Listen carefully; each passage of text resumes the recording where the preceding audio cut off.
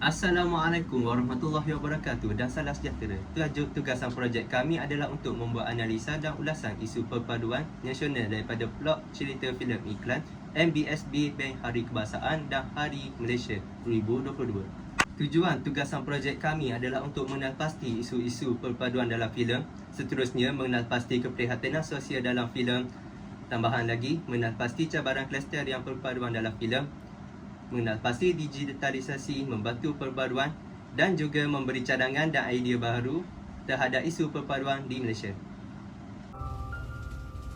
Ringkasan filem ini adalah mengisahkan seorang lelaki tua sedang berpura-pura mengalami masalah kereta. Kemudian, terdapat ramai orang saling bantu-membantu menolak kereta lelaki tua tersebut sehingga sampai ke destinasi.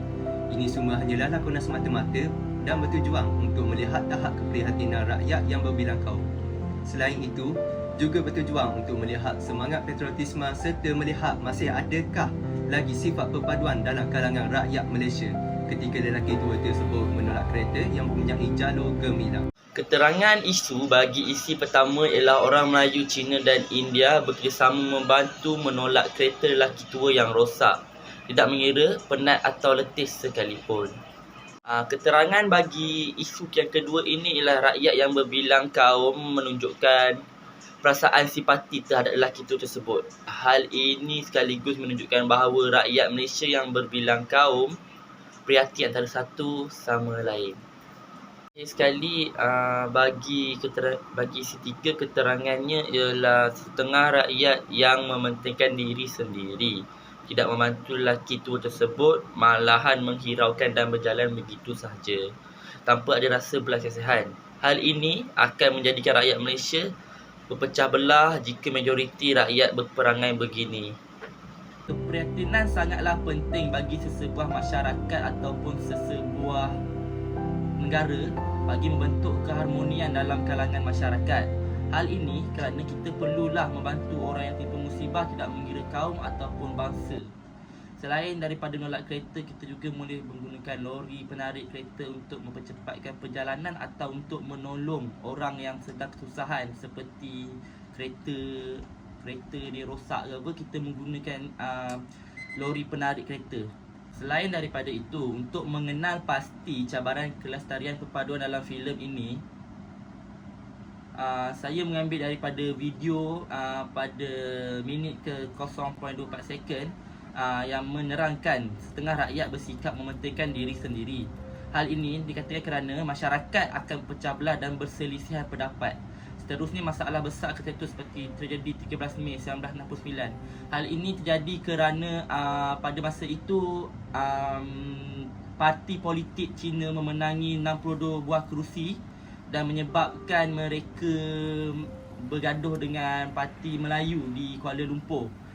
Dan juga saya mencadangkan pihak kerajaan perlu mengupasakan undang-undang terhadap warga yang mementingkan diri sendiri agar dapat memberikan kesedaran dan memberi contoh pada masyarakat yang lain, seperti menguatkuasakan undang, memberikan denda ataupun menjarakan selama 6 bulan. Seterusnya, terdapat beberapa isu-isu perpaduan daripada filem ini, iaitu memupuk perpaduan antara kaum seperti dalam video yang dapat kita lihat. Perpaduan dapat membentuk jati diri dalam sebuah masyarakat bagi membentuk keharmonian. Pada pendapat saya mencadangkan agar Kementerian Pelajaran mewujudkan mata pelajaran yang dapat meningkatkan perpaduan bagi generasi muda. Digitalisasi dapat membantu perpaduan ialah kita dapat lihat pada minit 1.5 saat perempuan tersebut menyebarkan informasi untuk mendapatkan bantuan dari orang ramai melalui telefon pintar. Seperti yang kita tahu, gadget juga sangat penting pada masa kini kerana ia dapat ditentukan dengan cara penggunaan kita dalam kehidupan dan bertujuan dengan cara yang betul. Tuntasnya, gadget dapat memberi banyak manfaat kepada semua orang pada zaman era globalisasi ini. Seterusnya, dapat mencari info dan maklumat dengan mudah. Pada pendapat saya mencadangkan kerajaan untuk membekalkan internet yang berkelajuan tinggi secara berleluasa kepada rakyat supaya dapat menyebarkan informasi dengan lebih cepat dan negara kita juga akan dipandang tinggi oleh negara luar. Untuk mengenal pasti digitalisasi dapat membantu perpaduan ialah kita dapat lihat pada minit 1.5 saat perempuan tersebut menyebarkan informasi untuk mendapatkan bantuan dari orang ramai melalui telefon pintar.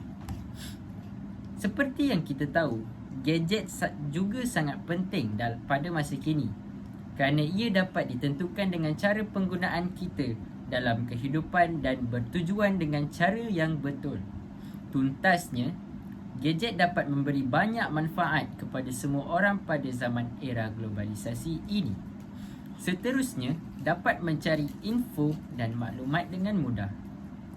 Pada pendapat saya mencadangkan kerajaan untuk membekalkan internet yang berkelajuan tinggi secara berleluasa kepada rakyat supaya dapat menyebarkan informasi dengan lebih cepat dan negara kita juga akan dipandang tinggi oleh negara luar. Bak kata pepatah, duduk sama rendah, berdiri sama tinggi.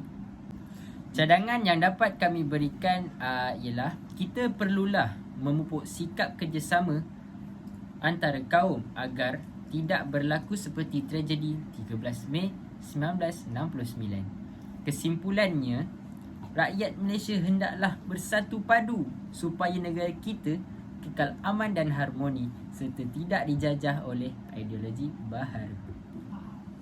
Akhir kata dari kami, pergi ke kebun untuk memetik buah. Nyata pohonnya terlalu tinggi. Saya ucapkan maaf bila ada yang salah. Sekian sudah musyawarah kali ini. Melihat adik duduk di kursi, sendiri tidak ada yang menemani. Sekian, terima kasih presentasi dari kami. Kini kami mengundur diri. Membeli bunga ke pasar tua, begitu indah berwarna putih. Saya ucap maaf bila ada salah kata. Akhir salam saya ucapkan. Sekian. Terima Terima kasih.